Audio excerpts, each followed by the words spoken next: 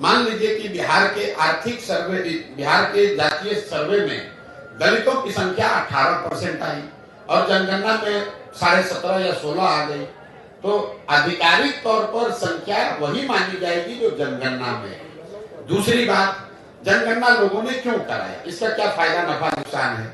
जनगणना होने में कोई दिक्कत नहीं है, क्योंकि समाज के अलग अलग जाति समूह वर्गों के बारे में आपको बेहतर जानकारी मिली, लेकिन सिर्फ जानकारी मिल जाने मात्र से उसकी दशा नहीं सुधरेगी। बिहार में प्रति व्यक्ति आय 35,000 रुपया है, देश में 1,35,000 है। ये जानकारी तो आपको पहले से है, तो क्या इससे बिहार के लोगों की आमदनी बढ़ जाएगी? बिहार में सिर्फ 5% लोग ही कॉलेज तक पहुंच पा रहे हैं, ये जानकारी तो आपके पास है, तो क्या इससे लोगों की शिक्षा की स्थिति सुधर जाएगी? सिर्फ ये ऐसे हुआ कि कोई पुस्तकालय है, लाइब्रेरी है, वहां आप गए, वहां पर सारे पुस्तकें हैं, उससे तो आप पढ़ लिख कर विद्वान नहीं हो जाइएगा, उस पुस्तक को पढ़ना भी पड़ेगा और आप में वो क्षमता भी होनी चाहिए। जो यहाँ पर जातीय सर्वे कराया गया वो नीतीश कुमार का एक प्रयास था कि इसका राजनीतिकरण करके एक बार समाज को फिर बांटकर इसका राजनीतिक लाभ उठाया जाए।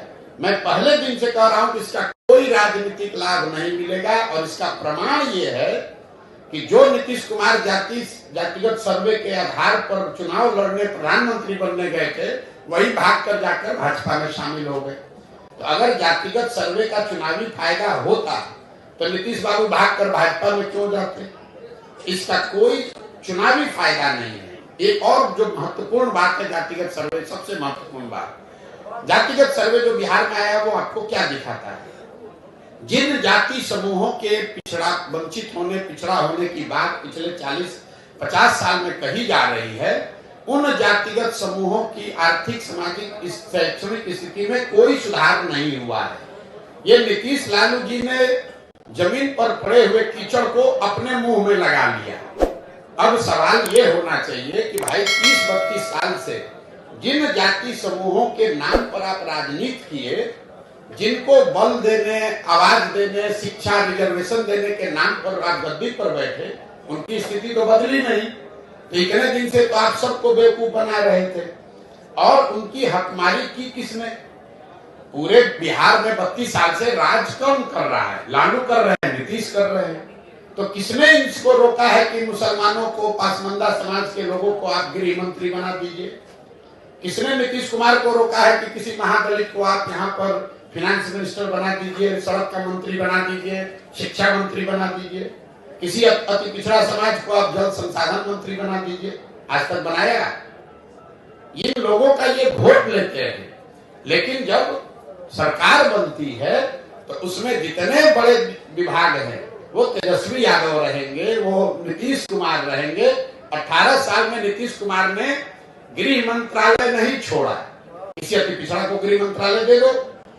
लालू जी 15 साल 16 साल रहे, किसी मुसलमान को गृह मंत्री नहीं बनाया, किसी मुसलमान को पथ निर्माण मंत्री नहीं बनाया, किसी मुसलमान को शिक्षा मंत्री नहीं बनाया।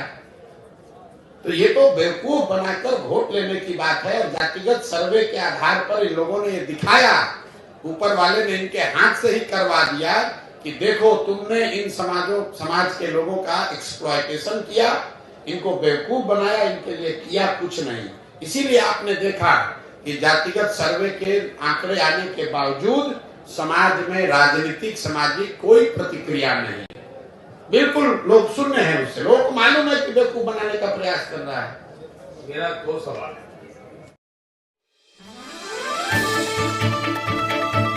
आप देख रहे हैं आरएन न्यूज, हमेशा आपके साथ।